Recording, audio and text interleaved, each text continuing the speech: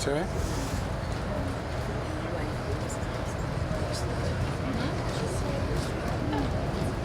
Just the moment.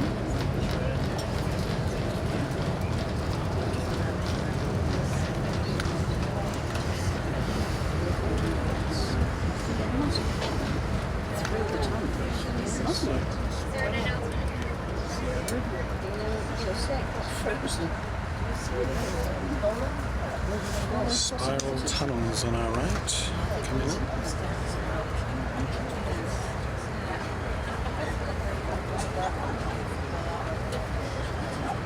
So ladies and gentlemen, what we're about to go through is definitely an engineering marvel known as the spiral tunnels.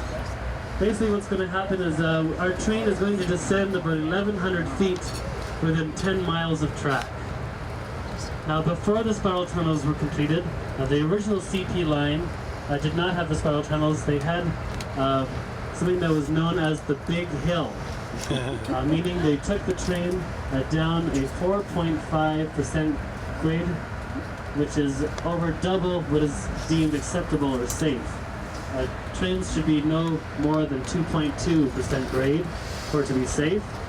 And the government approved to a 4.5 strictly out of desperation, because they were running out of time and money to get the CP line complete.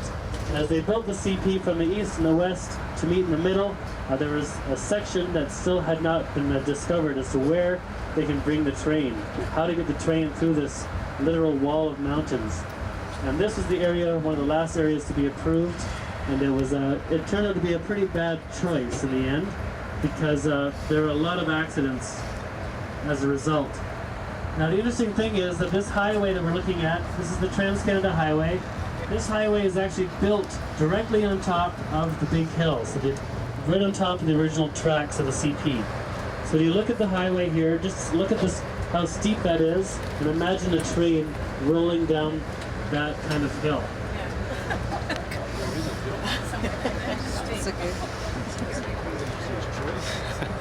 So you've got the weight of a train picking up momentum down this kind of hill. The speed it gathers is much too great to even stay on the tracks. That's when the rails start ripping apart, the bedding underneath the rails starts shifting, and the train derails, and you've got a huge accident at the bottom.